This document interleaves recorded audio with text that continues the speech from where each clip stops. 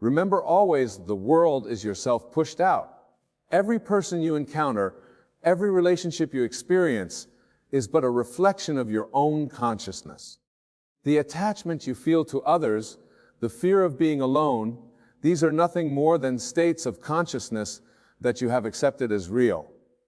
But I say to you now, with all the conviction of my being, that true happiness, lasting fulfillment, comes not from outside yourself, but from within. Let us begin by understanding what it truly means to let them go. This is not about physically pushing people away or cutting ties with those you care about. It is about releasing your attachment to the idea that your happiness depends on them. It is about recognizing that the love, joy, and fulfillment you seek from others are already within you, waiting to be expressed. When you cling to others for your happiness, when you make your joy dependent on their presence or approval, you are denying your own divinity. You are saying to the universe, I am not enough on my own. I need this person to complete me.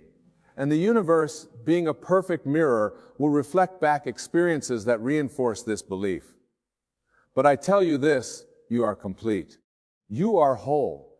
You are the operant power in your reality. The happiness you seek is not something to be found or gained, but something to be remembered and expressed from within. Imagine now, if you will, a state of being where you are perfectly content, perfectly at peace, perfectly happy, all on your own. Feel this state as vividly as you can. Feel the quiet joy that permeates your being, the deep sense of fulfillment that comes from within. This is your true nature, your God self expressing itself fully. As you embody this state, you will find that your relationships begin to transform. No longer burdened by neediness or fear, you become free to love others unconditionally without expectation or attachment. This is the paradox of letting go, in releasing your grip. You open yourself to deeper, more authentic connections. Now, let us deeper input into the concept of being happy alone. This is not about isolation or loneliness. It is about self-sufficiency, about recognizing that you are the source of your own happiness. It is about cultivating a relationship with yourself that is so rich, so fulfilling, that being alone becomes a joy rather than a burden. Begin now to imagine yourself as someone who is completely at ease in their own company. See yourself enjoying solitary activities with genuine pleasure. Feel the peace that comes from quiet moments of self-reflection. Experience the joy of pursuing your passions and interests without needing anyone else's approval or participation. This state of self-sufficiency is your natural state. It is the expression of your God self, the infinite being that you truly are. When you align with this state, you tap into an endless wellspring of joy and fulfillment that is independent of external circumstances or relationships. But remember, my dear friends, this is not about pushing others away or closing your heart. On the contrary, when you learn to be happy alone, you become capable of forming deeper, more authentic connections with others. You approach relationships from a place of wholeness rather than lack, of giving rather than taking.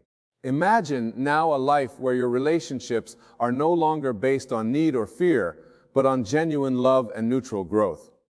See yourself interacting with others from a place of inner fullness, sharing your joy rather than seeking it from them.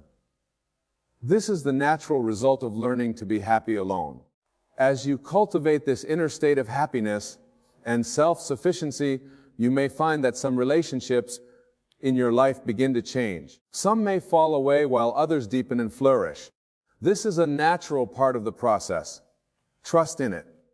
For as you align with your true self, your outer world must rearrange itself to match your new inner reality.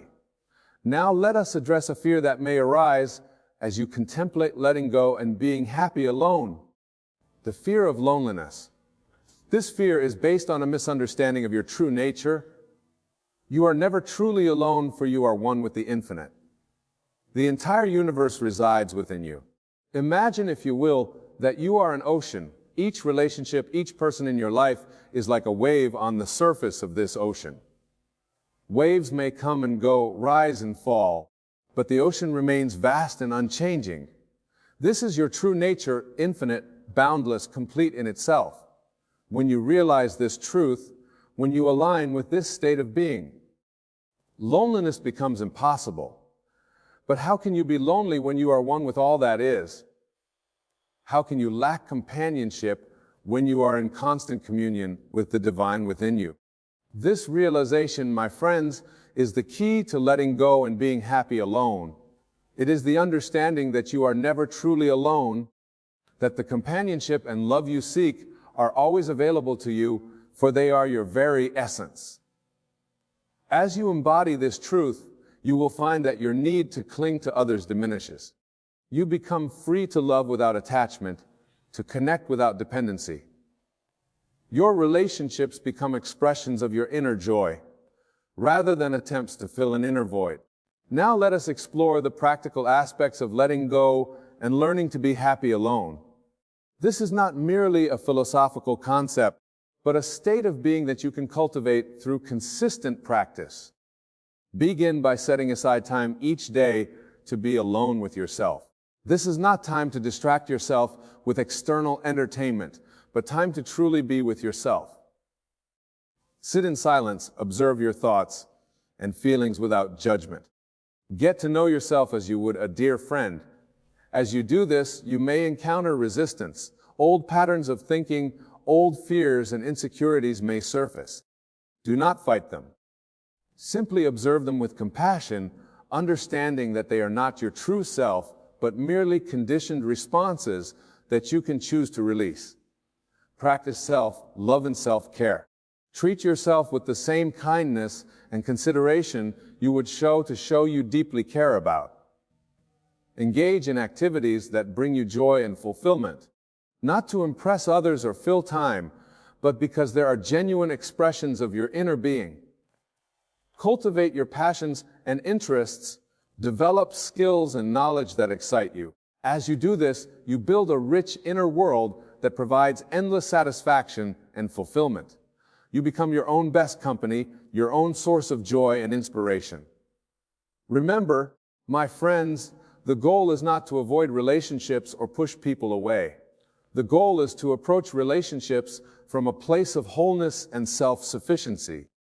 When you are happy alone, you no longer enter relationships out of need or fear. You choose to connect with others because you want to share your joy, not because you need them to make you happy. As you practice these principles, you may find that your perception of being alone changes dramatically.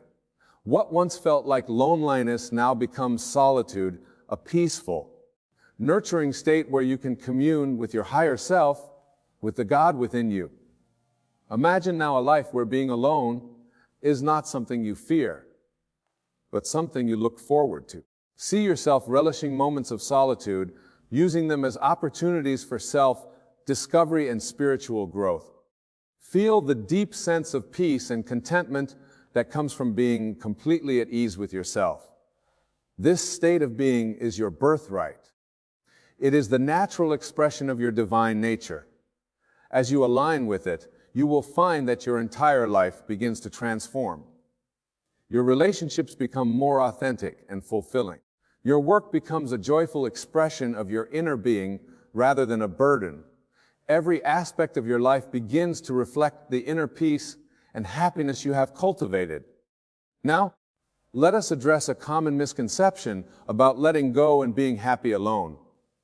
Some may fear that this means becoming cold or detached, closing their hearts to love and connection. Nothing could be further from the truth.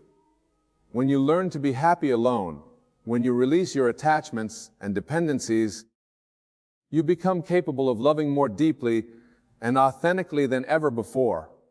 Your love becomes an overflowing of your inner joy, rather than an attempt to fill an inner void. You love not because you need, but because love is your nature. Imagine, if you will, a love that comes from a place of fullness rather than lack. A love that seeks to give rather than to get. A love that enhances your life but does not define it. This is the kind of love that becomes possible when you learn to be happy alone. As you cultivate this state of being, you may find that the quality of your relationships improves dramatically, no longer burdened by neediness or fear of abandonment. You become free to be fully present with others. You can appreciate them for who they are rather than for what they can do for you. This shift in consciousness affects not only your romantic relationships, but all your connections with family, friends, colleagues, and even strangers. You begin to approach every interaction from a place of inner fullness, ready to give rather than to take. Now, my dear friends, I want you to understand something crucial. This journey of letting go and learning to be happy alone is not always easy. It requires courage, persistence, and faith. There may be moments of doubt, times when old patterns try to reassert themselves. When these moments come, remember this: you are not alone in this journey. The entire universe is supporting you. The God within you is guiding you every step of the way. Trust in this inner guidance, for it will never lead you astray. Imagine now that you are embarking on a great adventure. The destination is not some external place, but the infinite realm within you. Each step you take in letting go, in learning to be happy alone, is a step deeper into your true self, your divine nature. As you progress on this journey, you will discover treasures beyond your wildest dreams. You will uncover depths of joy, peace, and love that you never knew existed within you. You will realize that everything you have ever sought in the external world has always been within you, waiting to be recognized and expressed. This realization, my friends, is the true meaning of letting go and being happy alone. It is not about isolation or detachment, but about reconnecting with your true self, your divine nature. It is about remembering that you are complete, whole, and perfect just as you are. As you embody this truth, as you live from this state of being, you become a light in this world. Your very presence becomes a reminder to others of their own divine nature. Without saying a word, you teach the profound lesson of self, sufficiency, and inner joy. Imagine the impact you can have on the world when you approach life from this state of being. See yourself moving through your days with quiet confidence and inner peace. Feel the joy that radiates from you, touching everyone you encounter. This is not just a possibility. It is your destiny if you choose to claim it. Now, let us take a moment to address any lingering doubts or fears you may have about letting go and being happy alone. Perhaps you worry that you will miss out on life's experiences, that you will become isolated or disconnected from others. I tell you now, with absolute certainty, that the opposite is true. When you learn to be happy alone, when you release your attachments and dependencies, you become free to engage with life more fully than ever before. You become capable of forming deeper, more meaningful connections because you are no longer approaching relationships from a place of need or fear. Imagine a life where you are free to love without conditions, to give without expectation, to connect without losing yourself. This is the life that becomes possible when you master the art of being happy alone. Moreover, as you cultivate this inner state of happiness and self-sufficiency, you become magnetic to positive experiences and relationships. The universe responds to your inner state, bringing you circumstances and connections that match your new vibration of joy and self-love. Remember, my friends, the outer world is a reflection of your inner state. As you transform your inner world, your outer world must change to match it. This is the law of your being, the creative principle of the universe itself. So I urge you now to commit fully to this journey of letting go and learning to be happy alone. Embrace it not as a sacrifice, but as the greatest gift you can give yourself. For in doing so, you reclaim your power, you remember your divinity, you step into the fullness of who you truly are. Begin today, in this very moment, to live from the state of someone who is completely at peace with themselves, who finds joy and fulfillment in their own company. Feel it, embody it, become it in your imagination, and watch as your outer world shifts to match this new inner reality. As you practice this, you may encounter resistance from your old self, from ingrained patterns of thinking and behaving. When this happens, do not fight against it. Simply observe it with compassion, understanding that it is not your true self, but merely a habit of consciousness that you are now choosing to release. Remember always, you are the operant power in your reality. You are the creator of your experience. The happiness you seek, the love you desire, the fulfillment you crave. All of these are already within you, waiting to be recognized and expressed. As you progress on this journey, you will likely find that your perspective on relationships changes dramatically. You begin to see them not as sources of happiness or security, but as opportunities for growth, for sharing, for expressing the love that already fills your heart. Imagine now a life where you approach every relationship, romantic, platonic, familial, from a place of inner fullness. See yourself giving love freely without need or expectation. Feel the joy of connecting with others, not to fill a void, but to share the abundance that overflows from your heart. This, my dear friends, is the true meaning of letting go and being happy alone. It is not about isolation or detachment, but about discovering the infinite wellspring of love and joy within you. It is about becoming so complete in yourself that your relationships become expressions of your inner abundance, rather than attempts to find plants. As you embody this state of being, you will find that the quality of your relationships improves dramatically. You attract people who resonate with your new vibration of self, love, and inner peace. Your connections become deeper, more authentic, more fulfilling.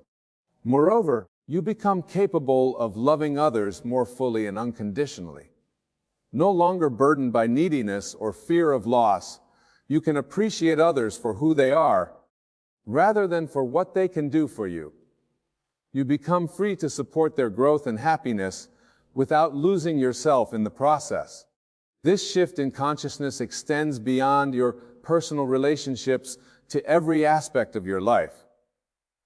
Your work becomes a joyful expression of your inner being, rather than a means to gain approval or security. Your pursuits and passions become pure expressions of your unique gifts, rather than attempts to fill an inner void. Imagine now a life where everything you do comes from a place of inner fullness, where every action is an overflow of the joy and love within you. This is not just a possibility. It is your birthright, your natural state of being when you remember your true nature. As you progress on this journey of letting go and being happy alone, you may find that your entire perception of life changes. What once seemed like challenges or obstacles now become opportunities for growth and self-discovery. What once triggered fear or anxiety now becomes an invitation to trust in your inner strength and wisdom. You begin to see the perfection in every moment, the divine orchestration behind every experience. You recognize that everything in your life, every person, every situation, every seeming setback is serving your highest good, helping you to remember and express your true nature. This realization, my friends, is the ultimate freedom. It is the understanding that you are not a victim of circumstances, but the creator of your reality. It is the knowing that your happiness, your fulfillment, your peace are not dependent on anything or anyone outside of you, but are the very essence of who you are. As you embody this truth, as you live from this state of being, you become a living testament to the power of consciousness. Your very presence becomes a teaching, a reminder to others of their own divine nature and infinite potential. Imagine the impact you can have on the world when you approach life from this state of inner fullness and self-sufficiency.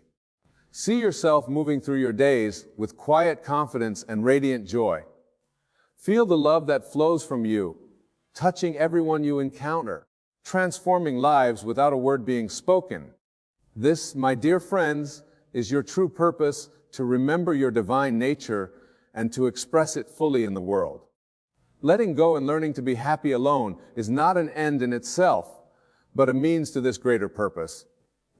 It is the path to becoming who you truly are, to living as the God self that is your true identity. So I urge you now with all the love in my heart to embrace this journey fully. Commit yourself to the practice of letting go, of releasing your attachments and dependencies. Dedicate yourself to cultivating inner joy and self-sufficiency. Begin each day by reminding yourself of your true nature. Before you open your eyes in the morning, feel the completeness, the wholeness, the divine perfection that you are. Carry this feeling with you throughout your day, letting it inform every thought, every word, every action. When you encounter situations that challenge your new state of being, when old patterns of thinking or behaving try to reassert themselves, do not fight against them. Simply observe them with compassion, understanding that they are not your true self, but merely habits of consciousness that you are now choosing to release. Remember always that you are not alone in this journey. The entire universe is supporting you. The God within you is guiding you every step of the way. Trust in this inner guidance, for it will never lead you astray. As you persist in this practice, as you continue to embody the state of someone who is completely at peace with themselves, who finds joy and fulfillment in their own company, you will find that your entire life transforms. Your relationships become more authentic and fulfilling. Your work becomes a joyful expression of your unique gifts. Every aspect of your life begins to reflect the inner peace and happiness you have cultivated. Moreover, you become a beacon of light in this world, a living example of the joy and fulfillment that come from true self-sufficiency. Without saying a word, you teach others the profound lesson of inner happiness and self-love. Imagine the ripple effect you can create in the world as you embody this state of being. See how your presence alone can inspire others to look within themselves, to discover their own inner wellspring of joy and fulfillment. Feel the satisfaction of knowing that by healing yourself, by remembering your true nature, you are contributing to the healing and awakening of the entire world. This, my dear friends, is the true power of letting go and learning to be happy alone. It is not just about personal fulfillment, but about transforming the world from the inside out. It is about remembering and expressing your divine nature, and in doing so, reminding others of their own divinity. As we come to the close of our time together, I want to leave you with this final thought. The journey of letting go and learning to be happy alone is not always easy, but it is always worth it. It is the path to true freedom, to lasting happiness, to the full expression of your divine nature. So go forth, my friends, with courage and determination. Embrace this journey as the greatest adventure of your life. Trust in the process, have faith in your inner guidance, and know that with every step you take, you are moving closer to the full realization of who you truly are. Remember always, you are complete. You are whole. You are the source of your own happiness. Everything you have ever sought in the external world is already within you, waiting to be recognized and expressed. As you embody this truth, as you live from this state of inner fullness and self-sufficiency, you become a living testament to the power of consciousness. Your very presence becomes a blessing to the world, a reminder of the infinite potential that resides within each of us. Thank you for your attention, for your willingness to explore these profound truths. May your journey of self-discovery and transformation be filled with joy, wonder, and the deep satisfaction of living as your truest, most authentic self. And may you always remember the divine power that resides within you, waiting to be expressed in all its magnificence. Go now and create the reality you desire, for you are the author of your story, the creator of your world. You are, in truth, the very operation of God in your reality. Embrace this truth, live from it, and watch as your life transforms in the most beautiful and unexpected ways.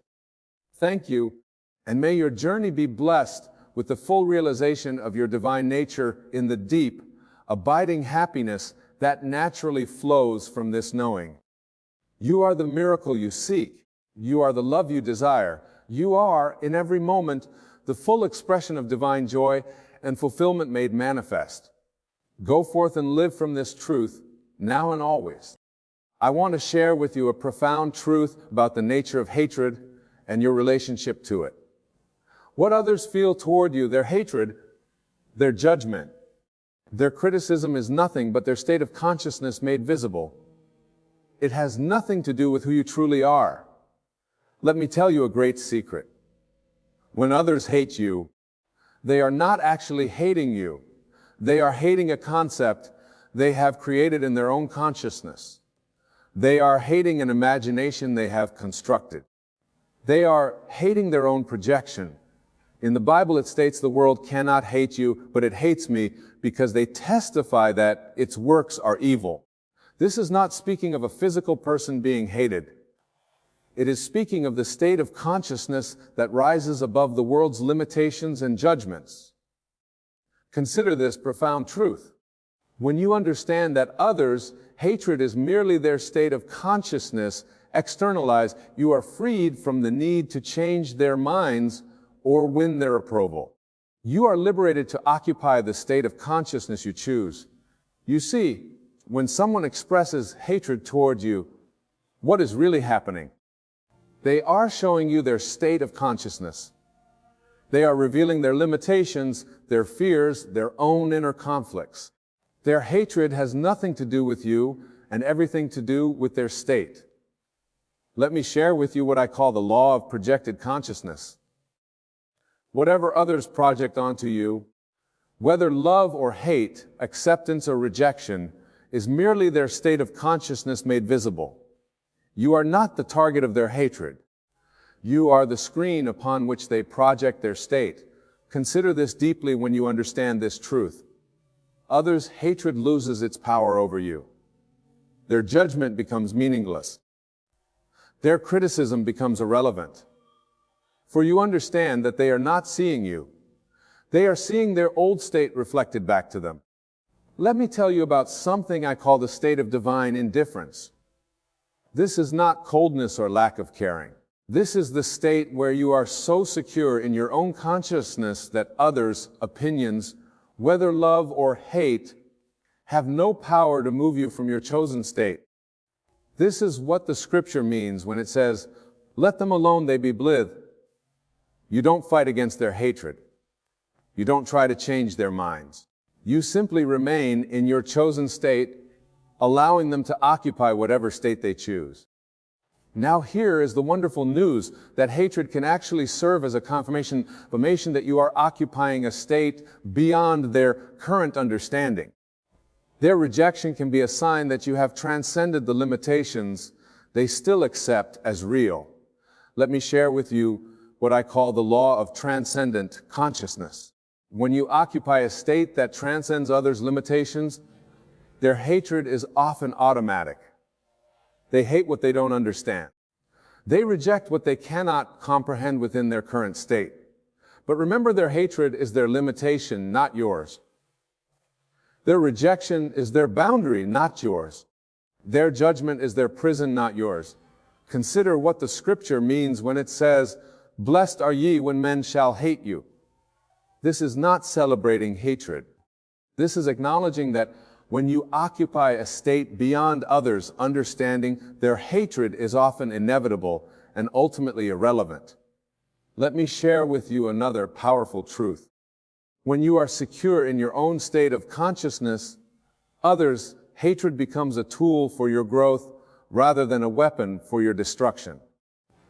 Their rejection becomes confirmation of your transcendence rather than evidence of your unworthiness.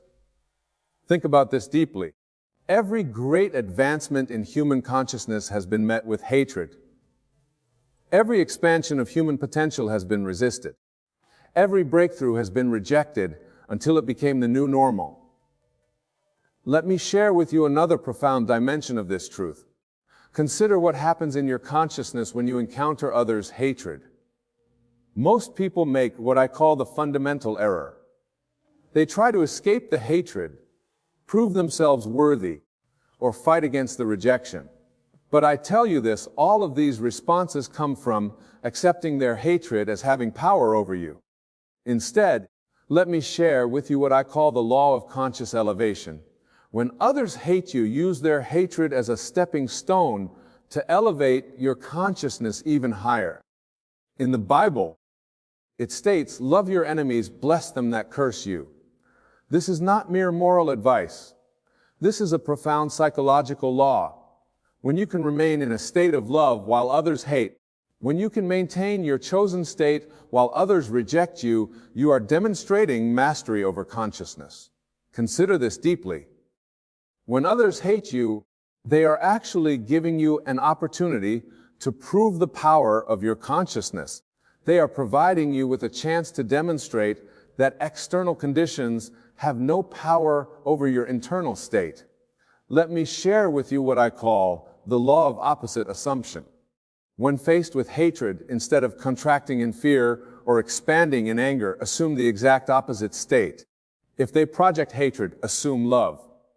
If they project rejection, assume acceptance. If they project limitation, assume abundance. You see, most people make the mistake of meeting hatred with hatred, rejection with rejection, judgment with judgment.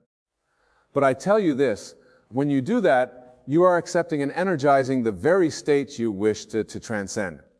Consider what the scripture means when it says, "Judge not, that he be not judged." This is not about morality. This is about the law of consciousness. Whatever state you occupy, whether judgment or acceptance, hatred or love, becomes your experience. Let me share with you what I call the state of divine detachment. This is the state where others' hatred has no power to disturb your peace, where their rejection has no ability to shake your certainty, where their judgment has no capacity to alter your chosen state. This is what the Bible means when it says, "Be in the world, but not of it." You acknowledge the existence of others' hatred while refusing to enter into its state. You recognize their rejection while remaining in your chosen state of acceptance. It's about this profound truth. When others hate you, they're actually telling you more about their limitations than about your worth. Their hatred is a declaration of their boundaries, not your value. Their rejection is a statement of their fears, not your potential. Let me share with you what I call the law of consciousness reflection. Whatever others project onto you is merely a reflection of their own consciousness. Their hatred reflects their limitations. Their rejection reflects their fears. Their judgment reflects their insecurities. But here's the wonderful news. You are not their reflection. You are not their projection. You are not their imagination. You are the pure awareness that can choose which state to occupy regardless of their projections. Consider this deeply. When others hate you, they are actually giving you a gift. The gift of clarity about which state you choose to occupy. Will you enter their state of hatred, or will you maintain your state of love? Will you accept their rejection, or will you remain in acceptance? Let me share with you what I call the law of conscious choice. In every moment of hatred, in every instance of rejection, in every experience of judgment, you have a choice. You can either enter their state or maintain your own. This is what the scripture means when it says, "Choose you this day whom you shall serve. Will you serve the state of hatred they project, or will you serve the state of love you choose to occupy?" Think about this. Every time others hate you, they are actually presenting you with an opportunity to demonstrate the power of your consciousness. Every rejection is a chance to prove that external conditions cannot dictate your internal state. Let me share with you what I call the state of divine immunity. This is the state where others' hatred has no more power to affect your consciousness than a shadow has power to affect the sun. Their rejection has no more ability to shake your state than a wave has power to shake the ocean. This is what the Bible means when it says, "Greater is he that is in you than he that is in the world." The state you choose to occupy is greater than any state others project onto you. Consider this profound truth when you truly understand that others' hatred is merely their state made visible. You are freed from the need to defend, explain, or justify. You are liberated to simply be, to occupy your chosen state regardless of their projections. Let me share with you another profound dimension of this truth. In the Bible it states, "If the world hates you, ye know that it hated me before it hated you." This is not about the personal hatred. It's about the world's natural resistance to any consciousness that transcends its limitations.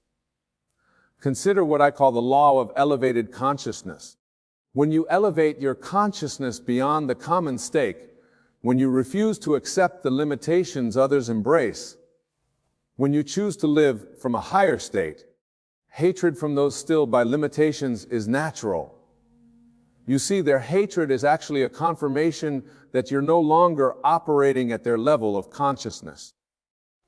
Their rejection is evidence that you've transcended the state that they're currently occupying. Their criticism proves you've moved beyond their limitations. Let me share with you what I call the principle of divine distinction. When others hate you, they are actually helping you distinguish yourself from the mass consciousness. They are helping you confirm your occupation of a higher state. I think about this deeply. Every prophet, every visionary, every individual who has dared to live from a higher state of ahadith has passed, not because they were wrong, but because they were operating from a state beyond the world's current understanding. This is what the scripture means when it says, "Marvel not, my brethren, if the world hates you." Don't be surprised by hatred. Don't be shocked by rejection. Don't be dismayed by criticism. These are merely signs that you're no longer conforming to the limitations of mass consciousness. Let me share with you another powerful principle I call the law of persistent elevation. When faced with hatred, don't descend to the state of those who hate you. Don't drop down to their level of consciousness. Instead, use their hatred as momentum to rise even higher. You see, most people make this crucial mistake. When faced with hatred, they try to defend themselves. They try to prove themselves. They try to justify their position. But I tell you this, no defense is necessary when you understand the law of consciousness. Consider this profound truth. Those who hate you are not actually seeing you. They are seeing their own limitations reflected back to them. They are seeing their own fears magnified. They are seeing their own boundaries challenged. Let me share with you what I call the state of divine detachment. This is the state where you are so secure in your consciousness that others' hatred becomes merely interesting rather than impactful. Their rejection becomes informative rather than influential. This is what the scripture means when it says, "Father, forgive them, for they know not what they do." This is not about pardoning enemies.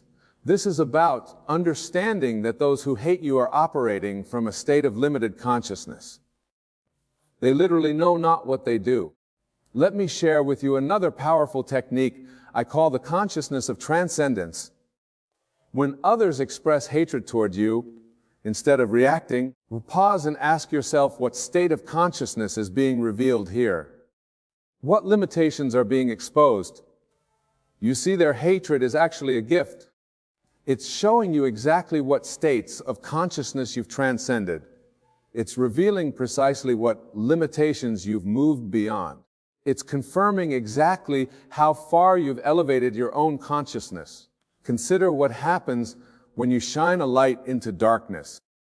The darkness doesn't attack the light. It simply cannot comprehend it. This is exactly what happens when you operate from a higher state of consciousness. Those in lower states cannot comprehend your state, so they resist it. Let me share with you what I call the law of conscious resistance. The more you elevate your consciousness, the more resistance you will face from those who haven't elevated theirs. The higher you rise, the more those still bound by limitations will resist your rise. But here's the wonderful truth. Their resistance is actually helping you. Their hatred is actually serving you. Their rejection is actually confirming you. For every expression of hatred is merely showing you that you're no longer bound by the limitations they still accept as real. Think about this when someone hates you for living your truth, for expressing your authentic state, for occupying a higher consciousness. They are actually helping you strengthen your conviction in your chosen state. Let me share with you another profound aspect of this truth. Consider what I call the law of conscious polarization. When you occupy a state that transcends common limitations, you naturally create polarization. Some will be drawn to your light, while others will resist it with hatred. In the Bible it states, "Think not that I am come to send peace on earth. I came not to send peace, but a sword." This is not about physical conflict. It's about the natural division that occurs when you dare to occupy a higher state of consciousness. You see, when you refuse to conform to limitations, when you choose to live from an elevated state, you automatically create what I call the contrast of consciousness. Your very presence becomes a mirror reflecting back to others their own limitations, their own fears, their own boundaries. Let me share with you what I call the principle of conscious magnetism. The more firmly you occupy your chosen state, the more you will attract both intense love and intense hatred.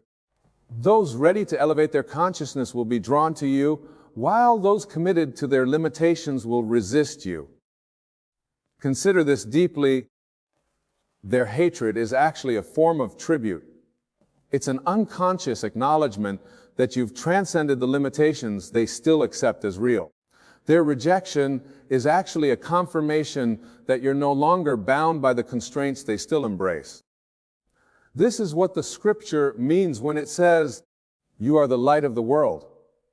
When you shine your light, when you live from your elevated state of consciousness, you automatically create contrast. Light doesn't fight darkness. It simply reveals what darkness has been hiding. Let me share with you another powerful principle I call the law of conscious authenticity. The more authentic you are to your chosen state, the more polarization you will create. Some will recognize and resonate with your truth, while others will react with hatred to what they cannot understand. You see, most people make this fundamental error. They try to dim their light to avoid others' hatred. They try to shrink their consciousness to escape others' rejection. They try to conform their state to avoid others' criticism. But I tell you this, dimming your light doesn't serve anyone. Shrinking your consciousness doesn't help anyone.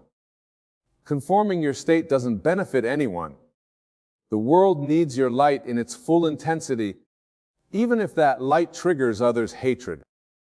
Let me share with you what I call the state of divine authenticity. This is the state where you are so secure in your chosen consciousness that others' hatred becomes irrelevant to your expression. Their rejection becomes meaningless to your expansion. Their criticism becomes powerless against your truth. This is what the Bible means when it says, "Let your light so shine before men." This is not about seeking attention or provoking reaction. It's about being authentically true to your elevated state of consciousness, regardless of how others respond. Consider this profound truth. When you allow others' hatred to dim your light, you're not just denying yourself. You're denying those who need your light to find their way.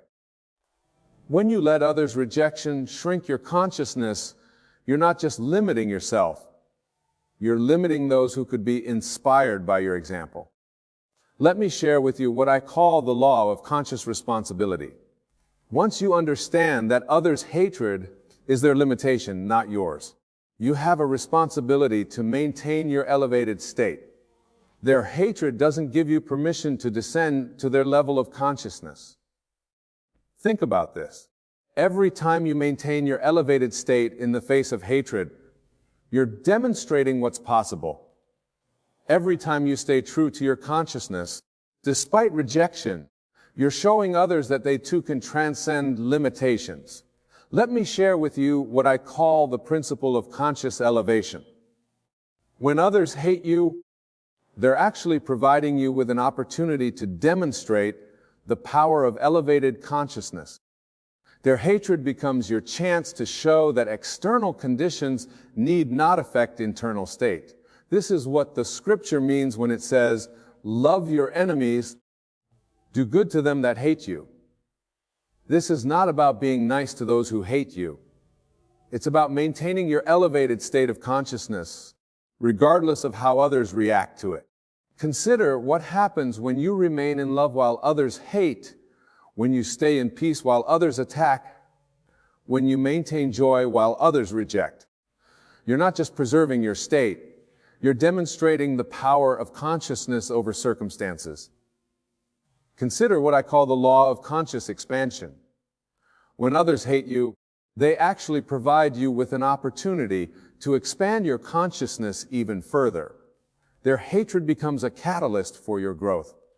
In the Bible it states, "Blessed are ye when men shall revile you and persecute you." This is not celebrating persecution. It's recognizing that opposition can serve as a powerful force for expanding your consciousness. You see, when faced with hatred, most people contract, they shrink, they retreat. But I tell you this, hatred can be the very force that pushes you to expand beyond your current limitations, to occupy even higher states of consciousness. Let me share with you what I call the principle of conscious transformation. Every instance of hatred you encounter is actually an invitation to transform your consciousness. Every rejection is an opportunity to deepen your understanding. Every criticism is a chance to strengthen your state. Consider this deeply. Those who hate you are actually serving as unconscious agents of your expansion. Their hatred provides the resistance against which you can strengthen your conscious power. Their rejection offers the contrast through which you can clarify your chosen state. This is what the scripture means when it says, "The stone which the builders reject has become the head of the corner." Your very rejection by others can become the foundation of your greatest strength. Let me share with you another powerful principle I call the law of conscious immunity. The more you understand that others' hatred is their stake, not yours, the more immune you become to its effects. Their rejection loses its power to disturb your peace. Their criticism fails to shake your certainty.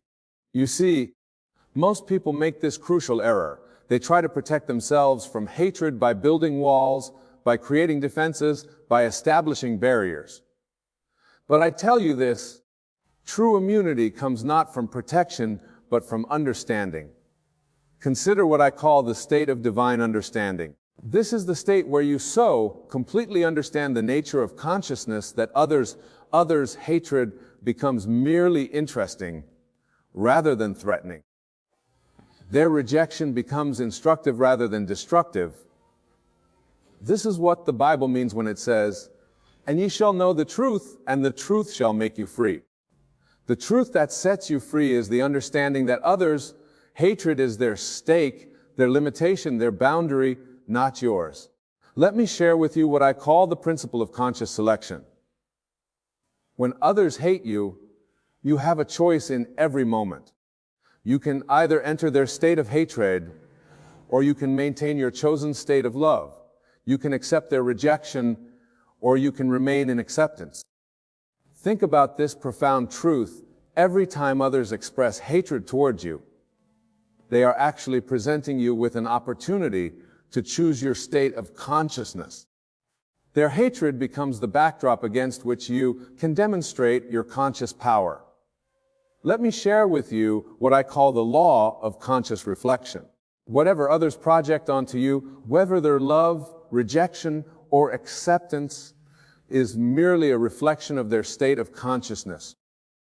You are the mirror, not the reflection. This is what the scripture means when it says, "Judge not that ye be not judged."